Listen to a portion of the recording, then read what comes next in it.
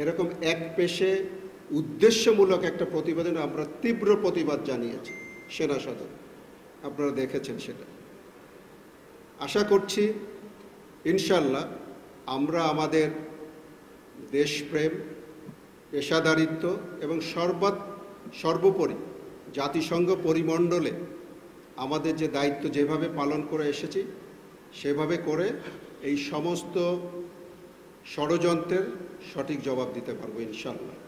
এরকম কোনো রেকর্ড আছে আজ পর্যন্ত আমাকে আপনারা দেখান যে বাংলাদেশ সেনাবাহিনী, শুধু না সামরিক বাহিনী, আমরা পৃথিবীর অনেকগুলো মিশনে 43টা মিশনে আমরা দায়িত্ব পালন করেছি।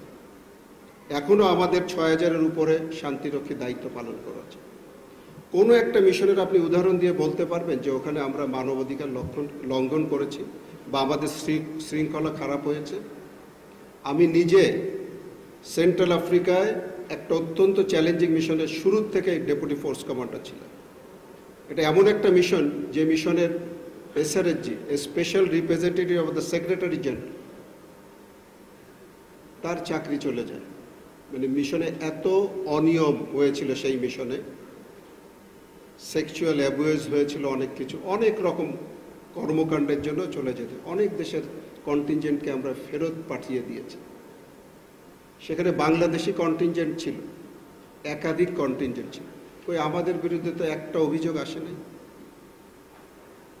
আমি তো একটা উদাহরণ দিলাম।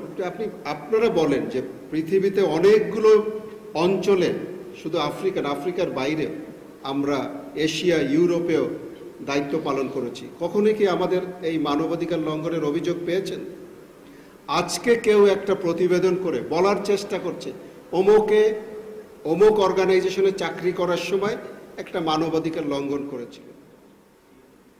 এটা একটা শোনা কথা। আচ্ছা, যদি বাস্তবে এটা হয়ে থাকে তাহলে কি আমাদের জানানো হয়েছিল? আমাদের জানালে আমরা আমাদের বাংলাদেশ সেনাবাহিনীর ব্যাপারে আমি বলতে পারি, আমাদের ডেপুটেশনেও অনেক জায়গায় অনেক অফিসার এবং আমাদের সোলজাররা চাকরি করেন, কিন্তু সেখানে যে যদি তারা কোনো অপরাধে জড়িয়ে যায় এবং সেটা যদি আমাদের কাছে রিপোর্ট আসে, আমরা কিন্তু এটার একেবারে সঠিক বিচার করে প্রয়োজনীয় পদক্ষেপ নেই। এটা আপনারা ভেরিফাই করতে পারেন। যত আমরা অভিযোগ পেয়েছি সবগুলো তদন্ত করেছি এবং প্রয়োজনীয় দোষী পাওয়া গেলে তাদেরকে আমরা শাস্তি দিয়েছি। বাংলাদেশ সেনাবাহিনী যখন আমরা ইউএন মিশনে শান্তিরক্ষী প্রেরণ করি, এটা কিন্তু একটা খুব কম্প্রিহেন্সিভ প্রসেসের ভিতর দিয়ে যায়। আমাদের সিলেকশন প্রসিজিয়ার, আমাদের এর জন্য তাদেরকে প্রস্তুত করার ট্রেনিংয়ের মাধ্যমে অন্যান্য লজিস্টিক্যাল সাপোর্ট সব আমরা খুব পেশাদারিত্বের সাথে করে থাকি। এখানে এইসব বাত্যের সুযোগ নেই। এটা তো আপনি পরিষ্কার বুঝতে পারছেন, একটা উদ্দেশ্য নিয়ে এটা করা হচ্ছে। সেই উদ্দেশ্যটা কি আমরা সবাই বুঝতে পারছি।